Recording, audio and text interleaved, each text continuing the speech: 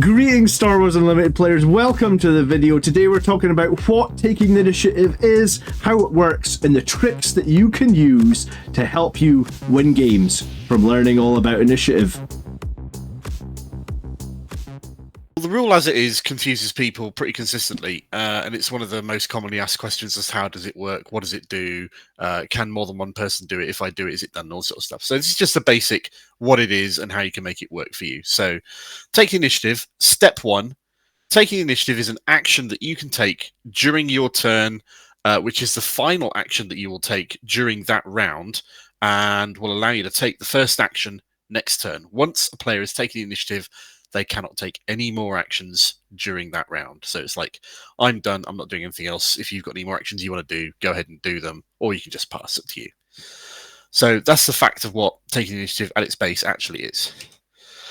Only one player may take the initiative each round. So if I've done it, you can't take the initiative in the same round. And that also goes for the Twin Suns multiplayer version as well. So if one person's done it out of 3 or 4 or 6 players doing it, nobody else can take the initiative. It's set, essentially. Take the initiative also counts as a pass action. So there's a rule in the game that says 2 consecutive, if all players in the game, which is normally 2, people both pass consecutively, that ends the round and you move on. And take the initiative counts as a pass in that regard. So if someone were to pass and then a person takes the initiative, that's 2 consecutive passes, so the turn ends and moves on, despite the fact that the other person who passed may or may not have something left to do. So that's the basic mechanics on what taking the initiative actually is. Any questions from there? No, I think so. I think it makes sense. It's very useful if you have a token as well when you're playing the game to represent taking initiative, and you do get some in the starter deck, so you should be all set. Yep. Gamegenic do a taking initiative token in with their big set of tokens as well, which is very nice and shiny. There were some pre-release little tokens that they gave away if you pre-ordered some boosters or starter decks or whatever at UK retailers. They gave you a shiny little Spark of Rebellion printed initiative token, which is pretty cool.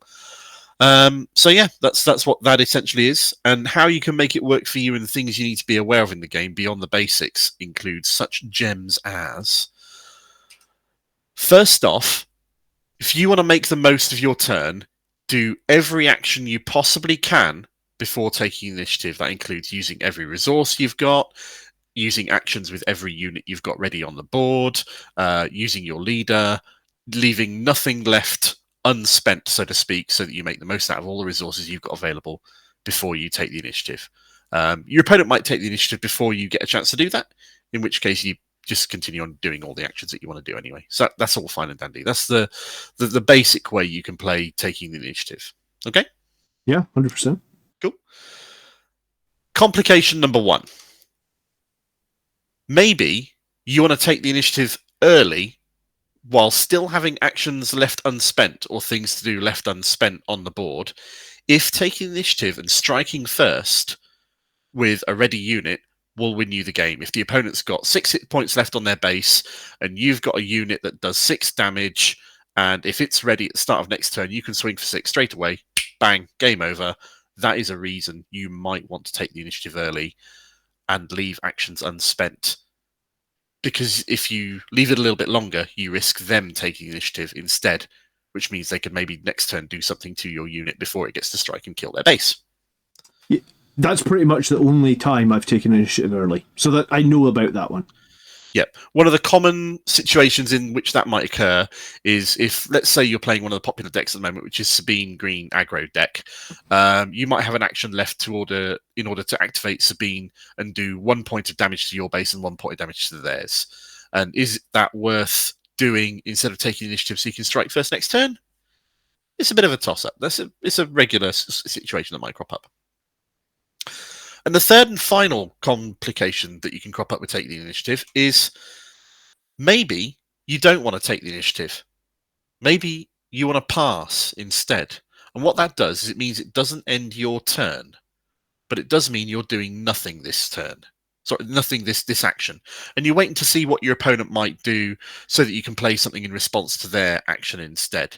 You're not closing off your turn, but the risk is if they also pass or take the initiative, and you've got resources left unspent or actions left undone, then that counts as 2 passes consecutively and will end the turn and go on to the next turn. So it's a very difficult toss-up to weigh up as to whether or not you want to do that. Yeah. Make sense? 100%, yeah. A situation in which that might be relevant is, let's say your opponent is playing Boba Fett, who's a very popular deck right now. I imagine a lot of people watching this may know. If Boba Fett comes out, he can do a lot of damage with his ability to ready exhausted resources, and that's mainly it, really. That's the main thing he does. It's amazingly powerful. But there's a card called Steadfast Protector, Steadfast Defender, one of those two, that is a 5/5 statted unit for 5 resources. It gets +2, or it can give itself +2/+2 if it attacks while your leader is on the board. So that means it can be a 7/7 when it comes out on the board. Boba Fett, when he deploys, is a 4/7. And if you've got the base Energy Conversion Lab, or ECL as it's properly known, that allows you to play a unit with Ambush when it comes out. So let's say your opponent is on the turn when he's got enough resources to flip Boba Fett into his unit, and you've got a Steadfast Defender in your hand and ECL ready to use. You're waiting for him to flip that Boba so you can play Steadfast with ECL and kill his Boba before it can do any damage whatsoever. So maybe it's worth passing and holding your action and waiting so that they can deploy their Boba so you can kill it before it does any more damage. Maybe it's not. Maybe they know that trick's coming. That's a tactical decision only you can make in the heat at the moment. Yeah, it's tough to know. I think I've only passed a couple of times, but yes, you are essentially risking them just saying, okay, let's just end the round and move on. Yeah. Generally speaking, you want to weigh up how many resources or actions you've got left unspent versus how many resources they've got left unspent or actions they've got left unspent, and whether you think it's going to be in your favour to pass or not. And only experience and playing games and learning what cards opposing decks will have can teach you whether or not that's the right thing to do in the moment. It's definitely the most advanced of these things. Okay. So yeah, that's taking the initiative. That's how it can work for you. That's how it works. Those are the pitfalls of potentially trying to play around with it. There you go. Yeah, the only thing I think I would add is at the end of a turn, like you said with the Sabine, if you have a very little unit left, right? Like I had an R2D2 out or something, like a 1/4 creature. It's going to do 1 damage, but your opponent has just deployed their Vader or something this turn, and you just look at it thinking, if he goes first, he's going to attack me again with Vader for 5. Yep. I could do 1 damage to his base with R2, but I would get much more value going first and being able to use something to, I maybe already hit Vader, he's down to 4 health or something. Use something else to finish Vader off before he gets to attack for free for 5 at the start of the turn again. And that's kind of the only other situation that I'm aware of. Yeah, that makes sense. In my head, I'd kind of folded that into the maybe you can win next turn if you TTI early. I suppose it's maybe you can get ahead next turn if you TTI early. Should possibly be a better one. Maybe win. But yeah, cool. That's absolutely right. Dead on. Sweet. Thank you very much, everybody. Cheers for watching. I hope you got some knowledge out of this. Tune into the next episode of our Beginner's Guide 2 series. Yes, and please consider subscribing or drop a like on the video if you did, and we will answer any comments you may have. So feel free to drop them down below. We'll catch you in the next one. Cheers. Ta. Do we say may the force be with you? Or do we say unlimited power? Right. Good night, everyone. Peace.